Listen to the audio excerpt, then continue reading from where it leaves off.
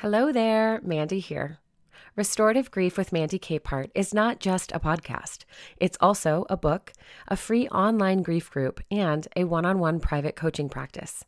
If you are interested in learning more, visit mandykapehart.com to find out how restorative grief can help you heal heart, mind, body, and spirit. Welcome back to Restorative Grief with Mandy Capehart.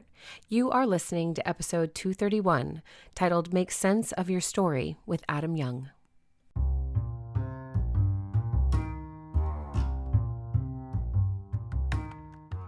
What if your grief isn't something to get over, but something your body has been trying to make sense of all along? Today's conversation is about story, not as a memory or narrative, but as something lived in the nervous system. We're talking about how grief shows up in the body, why our responses make sense, and what becomes possible when we meet our stories with kindness instead of judgment. I'm joined today by therapist and author Adam Young, whose latest work invites us to slow down, listen, and consider what healing might look like if we didn't have to do it alone.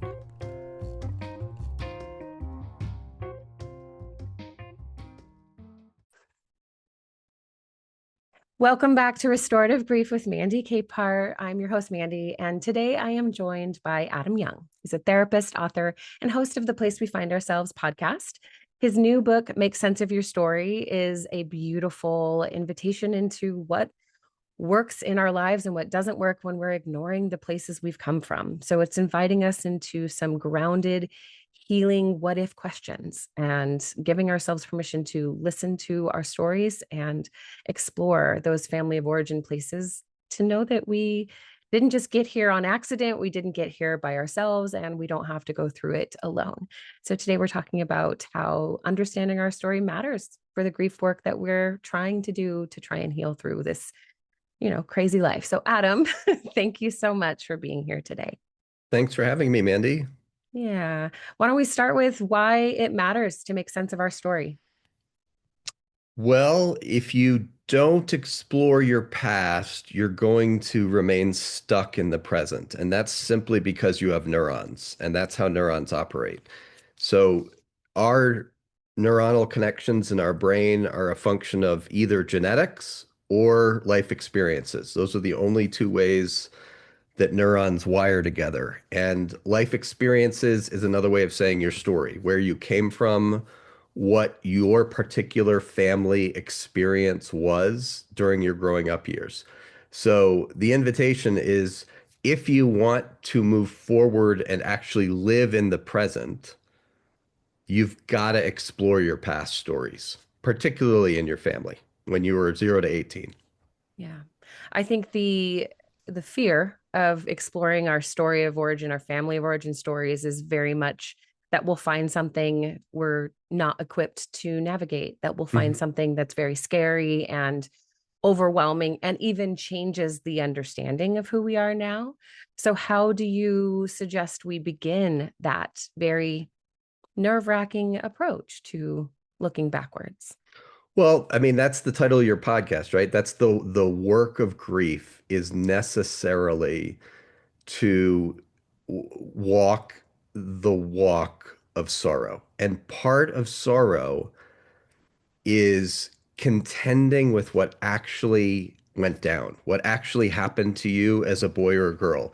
And is it overwhelming? It can be. Is it scary? It can be, but it can also be liberating and freeing because until you grapple with where you came from, you're going to get tripped up. You're going to be stuck. You're going to get caught in reenactments of the past in your day-to-day life, whether you're 30 or 80. That's true. And that's just because that's how neurons operate. Yeah. I think the part about your book that I really appreciated was how so many of the chapters were structured with what if questions at the top, Mhm. which in grief work, to your point, what if questions tend to be very scary and very open-ended and full of uncertainty and fear, and your book positions them as very curious and compassionate questions. Yes. Yes. I mean, curiosity and kindness will take you further on the healing journey than you may imagine. Just bringing some curiosity to, hey, what is so disturbing to me about that memory when I was 12 years old? What is it about my family that I don't want to look at with my eyes wide open? Mhm. And what is that stirring up in me? Like, if you can bring a posture of, instead of condemnation or shame, a Yeah. posture of, like a tilted head, I wonder what gift there could be for me in exploring this. Yeah. And the curiosity posture of I wonder what this is such a necessary one. And it brings people to a confrontation, both of themselves, I think, and of their story, where now they have to decide or maybe acknowledge, oh, this might change how I feel about my parents or my Right. siblings and my other family members too. Absolutely. And that's just part of getting honest. And Yeah. and again, it will inevitably change how you feel about your parents, but hopefully that change will be positive, i.e., it will create more desire for relational connection with them. The point of looking at the past is so that you can become closer with the very people that have done you harm, because that's the invitation. That harm is not the end of the story. But until harm is acknowledged and named, there can't be any movement towards repair. Yeah, we were just talking on the podcast recently about estrangement and how we have as a culture, and maybe this is, just generational, maybe it's much longer than I think. We've been so predisposed to a posture of people pleasing and peacekeeping that we are almost just terrified of the conflict, knowing it's going to force us to change, knowing Mhm. it's going to ask us to become something different, knowing that it's going to potentially not resolve and repair, and certainly not right away like we would like. I think that's where the story continues to stay really stuck in our body. But one of the things that I have noticed is, and you echo it in your book when you say the symptoms make sense, the symptoms you're having in your body make sense because we've been trained to repress those conversations that are really scary, whether Mhm. it's because we are, consciously or not. So, how, knowing we have this very large, like, rock in front of us, what is the first movement toward a person's story? Where should they begin to really confront the parts of themselves that are partnering with their ongoing harm? With whatever is haunting them. So Mm, there's no one who has no memory. We all remember something from our growing up years. yeah. Start with what you have access to. And when I say what you have access to, and when I say haunting, what I mean is uh, what is disturbing to you or unsettling to you about that particular story, that particular memory, that particular anecdote. I mean, you might not remember very much, but will you step into what you do have access to? And will you let it take you down a river? Because that river of exploration can bear so much fruit Yeah. if you are willing to flow down it and see what happens next. That makes me think a lot about how dysregulated people who decide to get into the river when Yeah. they're dysregulated remain dysregulated. And so I Hmm. want to jump to a little bit just to talk about affect regulation and the window of tolerance, which I know you talk about extensively as well, because I think that that's a really important piece of that recognition of this has been haunting me or this is on my mind quite strongly is a brilliant starting point. But also giving yourself permission to show up really gently, I think is important as you do that. So, how can someone start to notice, like, hey, what is affect regulation and how do they know where they're at? Yeah. So affect regulation is incredibly important. And the reason for that is because when your body, when your nervous system, your autonomic nervous system is in a state of dysregulation, the portions of your brain that allow you to be present go offline. That's a bit of an overstatement, but it's helpful. So you are no longer present when you are dysregulated, and nothing healing, nothing integrating in the brain can happen when you are in a state of dysregulation. And so the very first step is to know, okay, I am not okay right now. I am either amped up in hyperarousal, panic, terror, rage, or I am shut down in hypoarousal, which is a numb, detached feeling. It doesn't matter which extreme I'm on. The point is I'm not well right now. I'm not okay, and I need care. And to be a little bit more specific, I need care from another person. When we are dysregulated, we need other people to help us get regulated again. And so reaching out for help is an incredibly important thing to do when you're dysregulated. This is the part that reminds me how many times, grieving people will say, I understand logically what has happened to me, but my body hasn't really caught up, right? There's insight is being outpaced by the lack of regulation, and there's so much shame and so much guilt over needing Right. help, not being able to be okay and Right. or care for yourself. That people will freeze, stay Mhm. dysregulated, and not pursue help because their neurons are telling them, but people haven't helped in the past. Right. And they have a lot of data to support that. That's why your neurons are saying that. They have a lot of data that when I reached for help Yeah. in the past, I was left alone. And so it feels foolish to reach for help now. That makes total sense. And we are interpersonally regulated creatures. That's what it means to be a mammal. Reptiles are not like that. They don't have limbic systems. They don't need interactive regulation. Mammals do. So, I mean, if you don't have access to a friend, do you have a dog? Do you have a horse? Because those are mammals and they have limbic systems and they can help regulate you. Yeah, that's actually one of my favorite facts is when people say, I'm struggling, I lost my pet, and no one's caring as much as they should, I think. And everyone's saying, well, you can get another dog.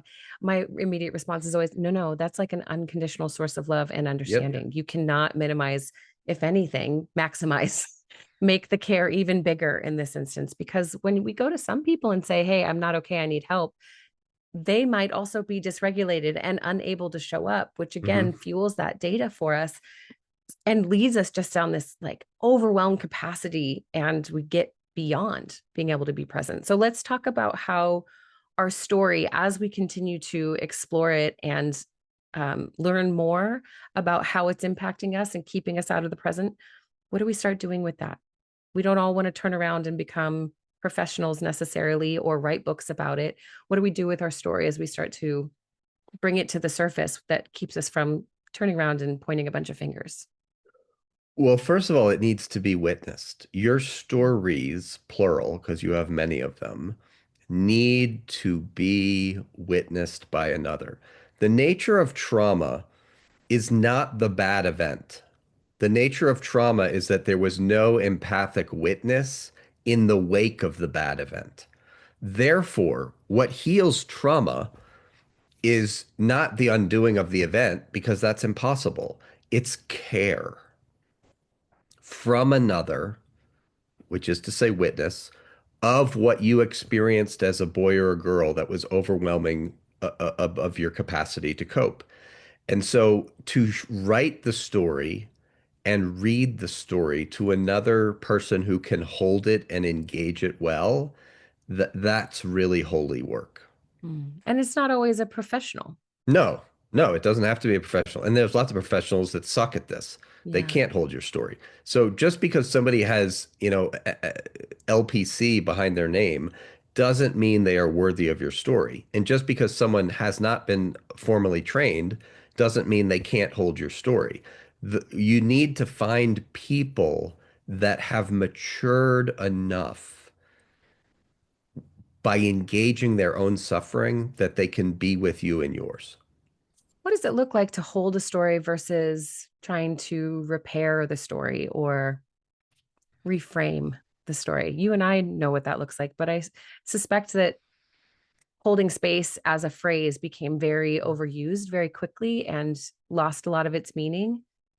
And I want our listeners to really recognize like they might actually be the very person that someone else is looking for. Hmm. Yeah, the question is can you do you know how to be with? That's the phrase. Be with. Brene Brown's the way she puts it is that a response rarely makes something better. What makes something better is connection. I Mhm. love that sentence because it's just true. It's neurobiologically true. What makes something better is connection with another person who knows how to be with you. And so that, I don't know how technical you want to get. What we're talking about there is a right brain to right brain joining that happens in the what Louis Cozolino calls the social synapse, the space between me and you. And when you are with someone who is with you, you know it. Your nervous system settles. So you'll just know that. You experience it because your right hemisphere registers this person is attuned to me. This person cares about me. This person feels something of what I am feeling right now, and they are with me in it. Whenever you're experiencing that, what you feel in your body is what Dan Siegel calls feeling felt. And I love that phrase. You know that the other person knows something of what's happening for you on the inside. And as mammals, as human beings, nothing makes us feel safer than when someone else is with us in our overwhelming moments. Yeah.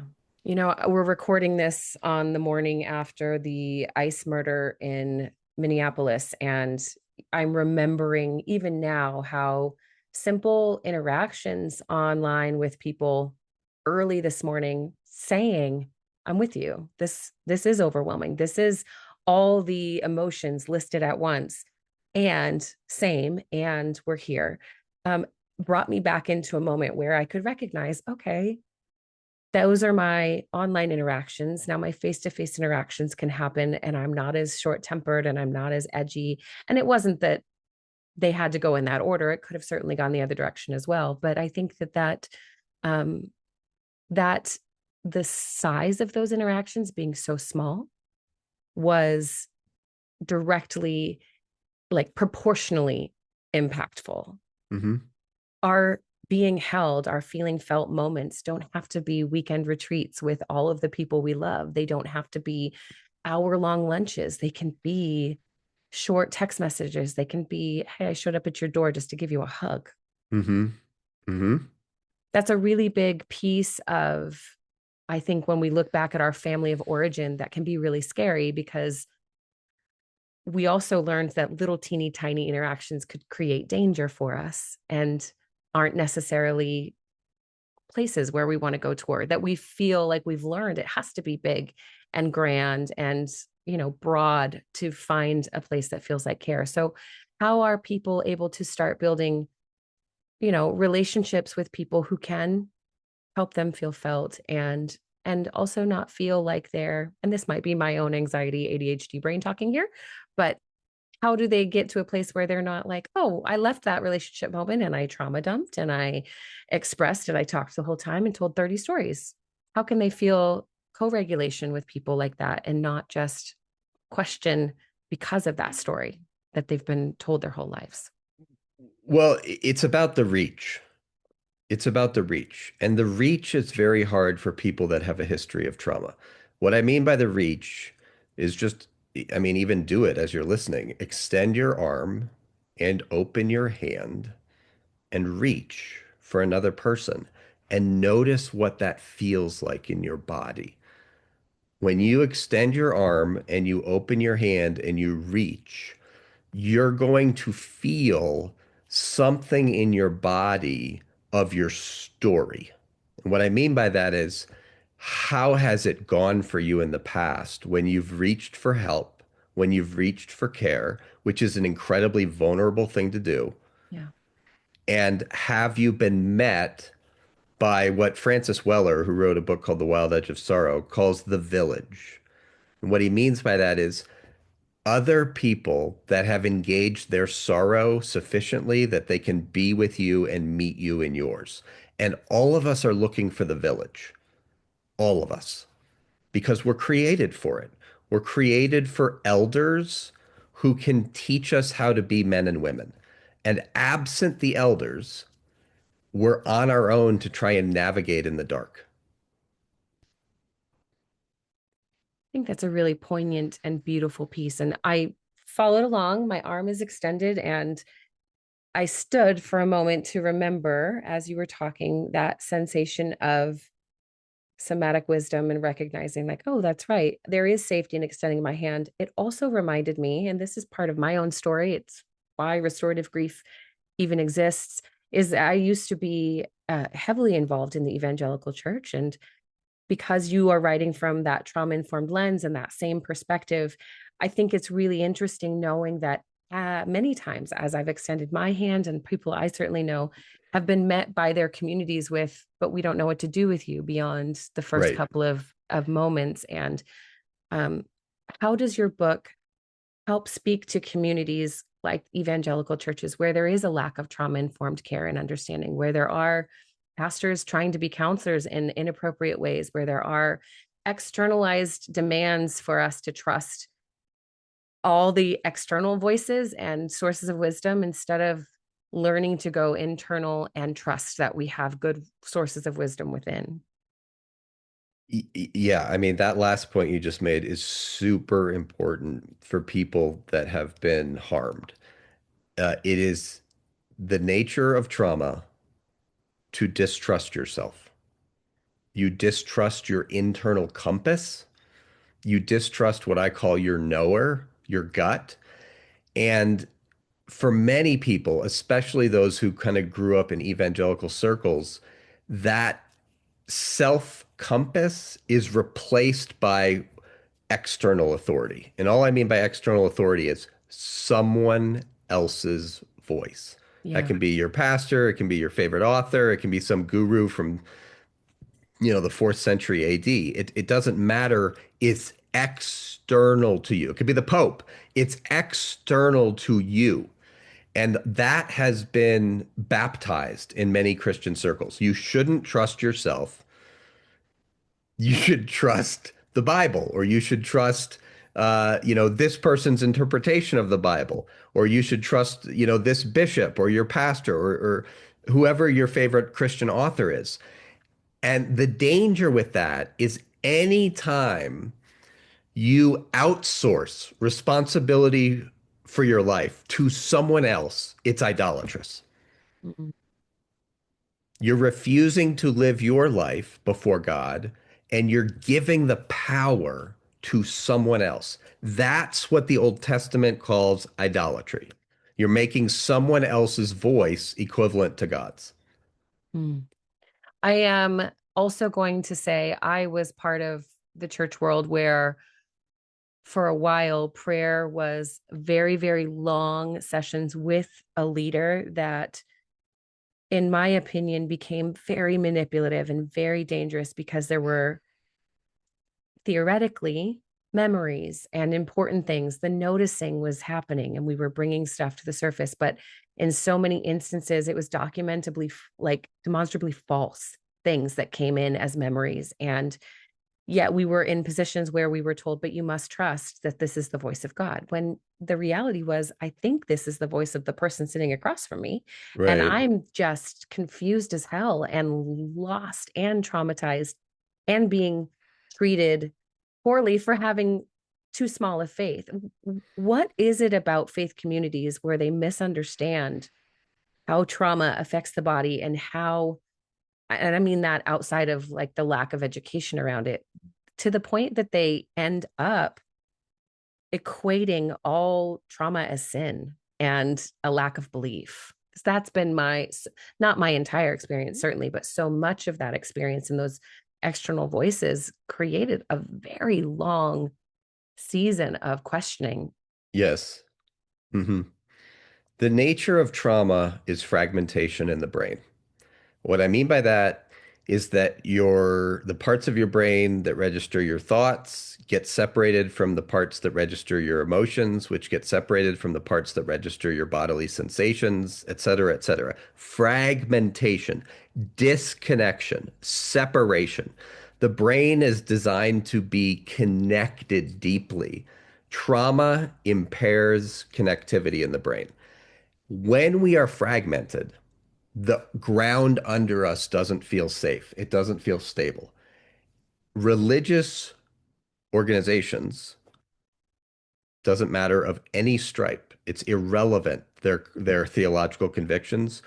If they have a certainty that they can offer you, this is the way, walk in it, that's very soothing to a fragmented brain. And that's exactly what happened to me in high school.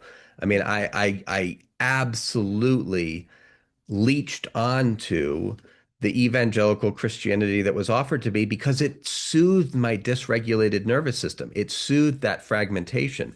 It gave me a sense of, oh, the ground is stable under me. Here's the way the world works. If I do these things and don't do these things, it will go well with me. And it made me feel safe and stable. Mm. So uncertainty is very hard for someone with trauma. Yeah.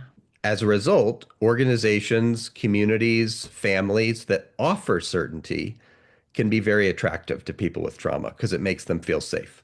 Yeah. Well, and I think you address that similarly in your chapter about hope and how it becomes, uncertainty is a constant. There's nothing we can really do to like slow it down or prevent it from being present. But there can be a helpful reframing and understanding of that curiosity and that kindness. But it can also it's just such a back and forth, I think, for people who are gaining access to helpful resources and important people who can hold space for them.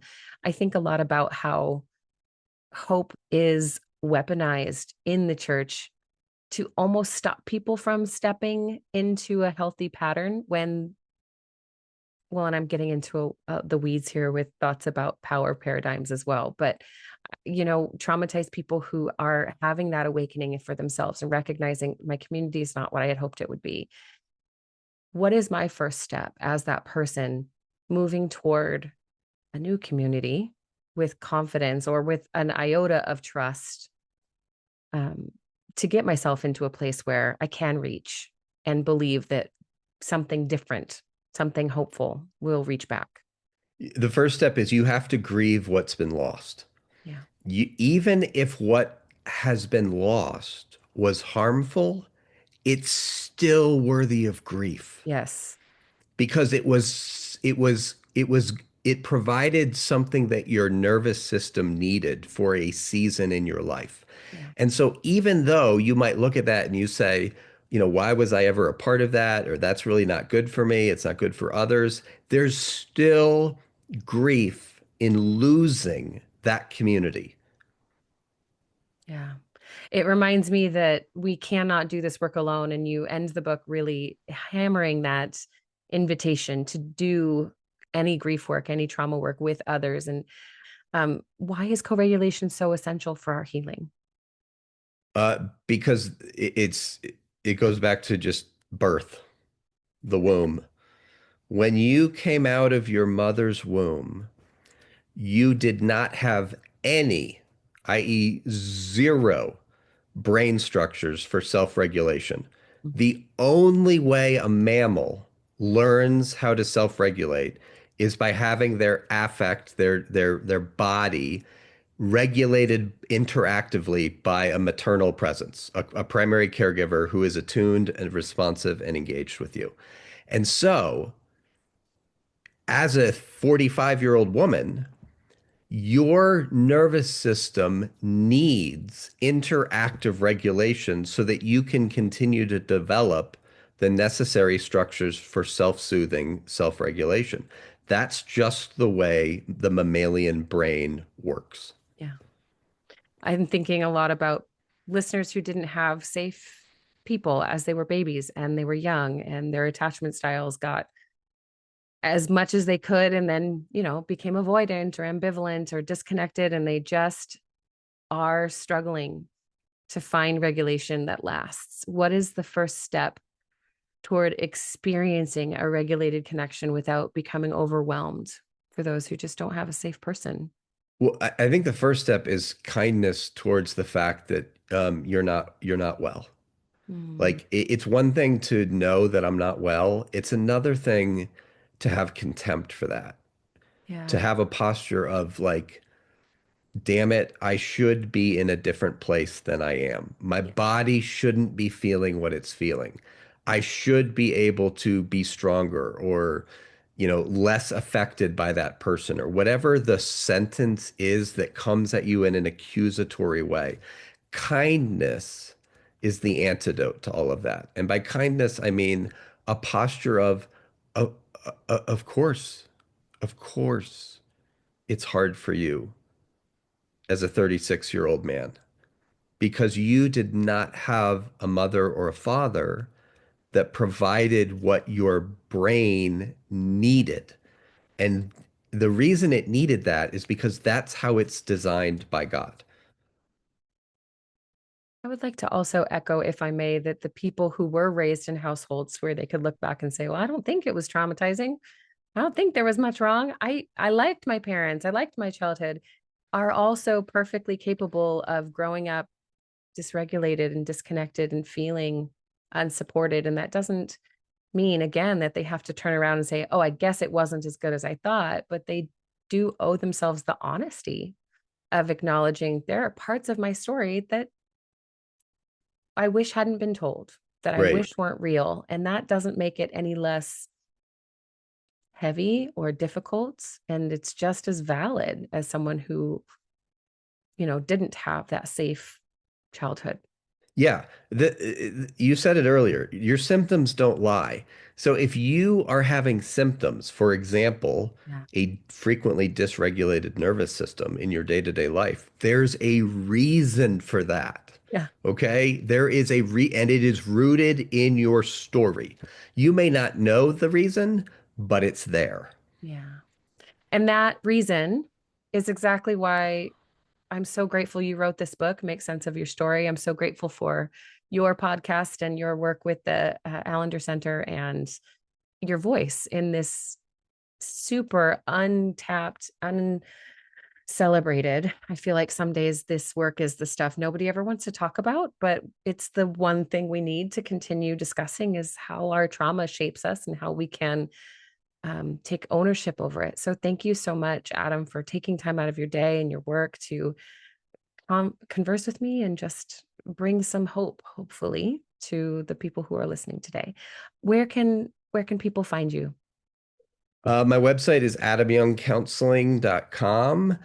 And the podcast that I host is called The Place We Find Ourselves. And the book is called Make Sense of Your Story. Those are three places. Adam, thank you so much. This has been wonderful. Thank you, Mandy. It's good to be with you.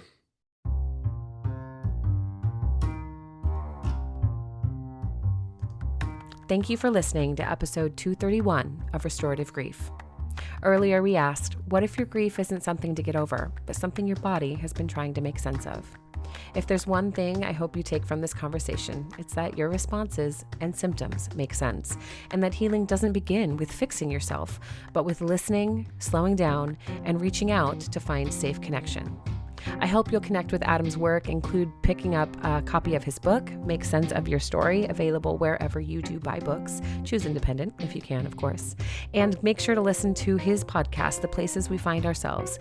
It's full of rich information, especially if you are someone who came out of a religious situation or evangelical community and you find yourself struggling to make sense of what doesn't make sense right now. Thank you, as always, to my patrons for supporting this work, for being here, and for loving yourself well enough to commit to grief work, as uncomfortable as it can be.